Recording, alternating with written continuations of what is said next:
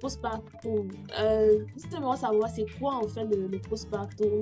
Quand on parle de postpartum, qu'est-ce que c'est et comment est-ce que ça se manifeste chez la maman? Parce qu'on a parlé de la grossesse, de l'accouchement, et souvent on a l'impression que dès qu'on accouche, ok, c'est fini, la vie devient rose, mais pourtant, c'est comme si c'est plutôt une autre vie qui commence. C'est quoi en fait ce concept?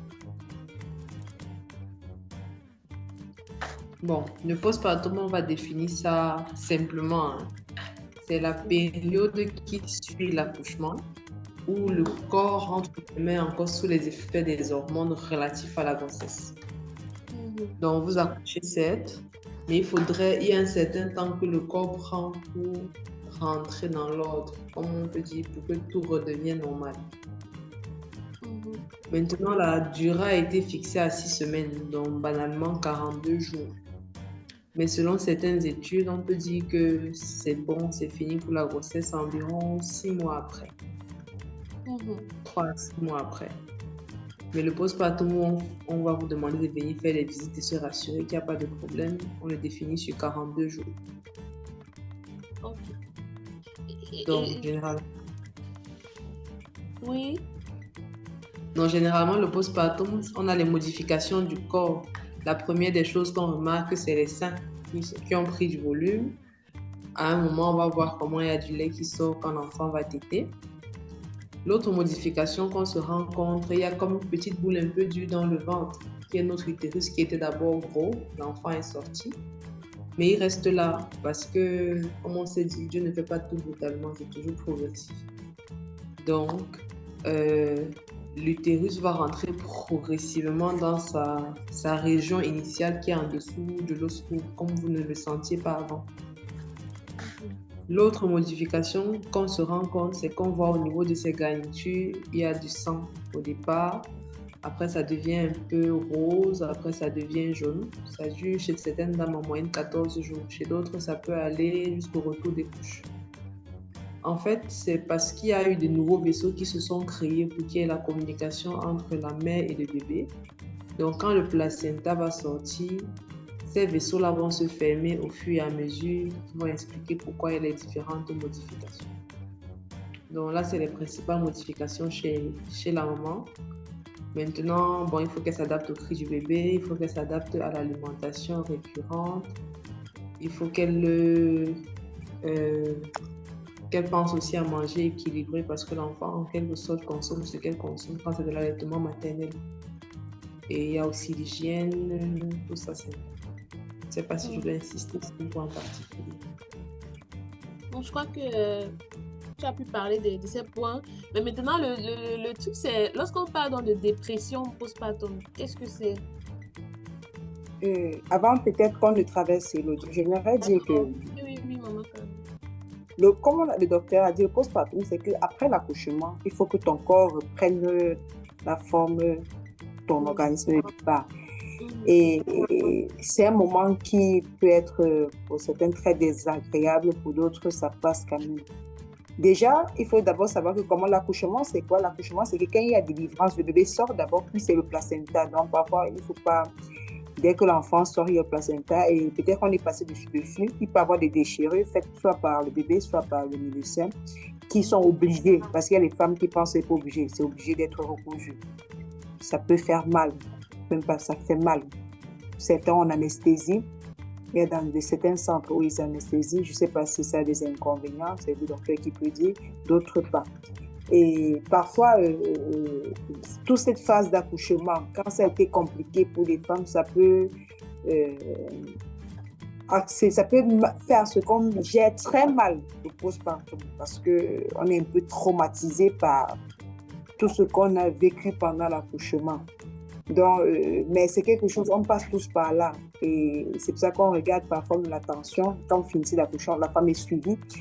On ne se lève pas juste comme ça. On a le temps de vous suivre, de suivre les saignements, de regarder votre tension. Il y a des médicaments qu'on peut vous donner après l'accouchement. Parce que parfois, vous pouvez faire un peu de fièvre. On donne parfois les fragments, on donne parfois certains antibiotiques. Tout ça pour nous aider toujours à retrouver un peu la forme de départ. avant qu'on ne continue. Merci, Elodie. Merci, Maman Karine. Très, très important cette précision. Et justement, on parlait donc de la dépression liée au postpartum. Qu'est-ce que c'est en fait?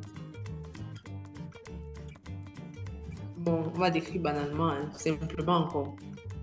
Il y a souvent un déphasage, hein, dans le sens où il y a la façon qu'on voit et qu'on visualise quelque chose, et il y a après comment ça se présente. Quelqu'un peut voir idéalement le postpartum, elle est détendue, enfin c'est fini et tout. Et après, l'enfant pleure beaucoup, il y a beaucoup à faire, il faut laver les couches, il faut nourrir l'enfant tout le temps. En plus, le lait ne coule même pas, en plus, le père ne l'assiste même pas, en plus, elle ne comprend rien de tout ce qui se passe. Et après, elle déprime parce que ses attentes ne correspondent pas à ce qu'elle vit. D'accord? Donc, du coup, ça crée une dépression relative à l'accouchement parce qu'elle ne s'était pas préparée, elle ne savait pas et elle est un peu submergée. C'est comme trop d'informations. Le père est toujours là. C'est comme trop d'informations. C'est comme trop d'informations à la fois. Donc, il faut aussi savoir que ça peut arriver. C'est pour ça que c'est important de vraiment se préparer à l'accouchement. Et autant que possible, si ça peut être à deux, c'est encore mieux. Et je voulais quand même signaler que si vous faites une dépression, ne vous en faites pas. Il ne faut pas vous condamner en fait. Ne soyez pas dans la condamnation. Le bon côté, c'est que Dieu permet qu'il y ait des personnes, également chrétiens, qui ont la capacité de vous accompagner dans ces moments-là. Donc, ne vous sentez pas faible, ou alors, je ne sais pas trop. La culpabilité ne vous aidera pas. Okay, merci. Maman Ruth, tu as un truc à dire sur ce sujet? Oui. Je reviens encore sur le moral, la force morale. Pour dire que une chose qui m'aide souvent à avancer, c'est de me souvenir qu'il n'y a pas un moment où tout sera comme de l'eau calme, de roche qui coule, qui est comme on voit dans les films là, quoi. Chaque moment a ses défis et les défis peuvent être plus ou moins grands. Alors, si chaque moment a ses défis, autant mieux les gérer, les assumer joyeusement. Parce que nos inquiétudes, notre stress ne va rien changer à la situation. Au contraire, ça va empirer la situation. Le bébé va pleurer, nous serons nerveux et tout et tout. Bon, et pourtant, quand Dieu appelle, il équipe. Ça veut dire qu'il ne va pas me donner une charge qui soit au-delà de mes forces. Il m'a déjà fait grâce de ce bébé. La grossesse, le premier trimestre, c'était peut-être difficile. J'ai eu peut-être des nausées, des vertiges, toutes sortes de bobos, mais c'est passé. L'accouchement aussi avec ses contractions et tout, c'est passé. Alors, même la phase de postpartum, ça va également passer. Seigneur, donne-moi de porter ma couronne, avec ma croix avec joie, sachant que joie malgré les larmes, parce qu'avec le Seigneur, les fardeaux sont légers. Il dit que son joug est facile, son fardeau est léger, parce qu'il nous aide à porter. Il a promis qu'il va nous accompagner chaque jour. Il n'y a pas un jour où il nous abandonne. Ça fait que, regardant tout ce qui se passe sous le prisme de la grâce, du secours de Dieu, vraiment, quand le bébé la pleure, au lieu que je m'emporte, je m'énerve pour dire toi aussi, ou bien que oh, papa n'est même pas là, ou bien je dis ah Seigneur, il y en a même qui cherchent à voir ces pleurs de bébé, ils n'en ont pas. Je te loue pour ces pleurs que tu es en train d'entendre en ce moment. Je te loue. Je m'en vais voir la créature. Je dis tu pleures quoi? Tu pleures quoi? Bon, si je faisais la lessive et que ça m'interrompt, je laisse. Est-ce que je suis obligée de finir la lessive ce jour-là? Je suis pas obligée. Si je préparais et que ça m'interrompt, j'éteins le feu. Je gère le bébé, on dort.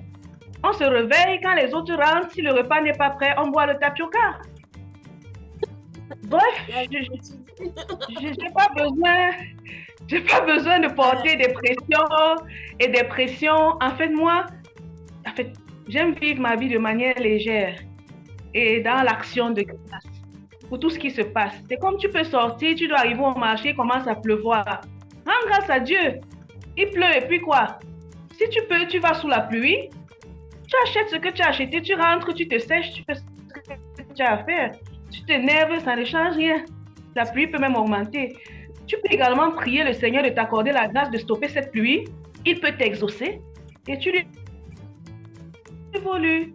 Donc, pour ma part, vraiment, compter sur la grâce, se libérer de tous les fardeaux, vraiment apprendre à déposer les fardeaux au pied de la croix. Le Seigneur les gère vraiment. Il les gère vraiment. Et je disais que la vie est une succession de défis. Après le postpartum, les enfants vont aller à l'école. Il faut se lever tôt, il faut les apprêter, il faut le goûter, il faut. Ensuite, on va au travail, on rentre, on doit faire les devoirs et tout. Parfois, on travaille en fréquentant. Ensuite. C'est une succession de défis. C'est une succession de défis. Il faut s'armer de courage et compter sur la grâce de Dieu. Et bon, c'est ce que je peux dire. Merci. Merci, maman.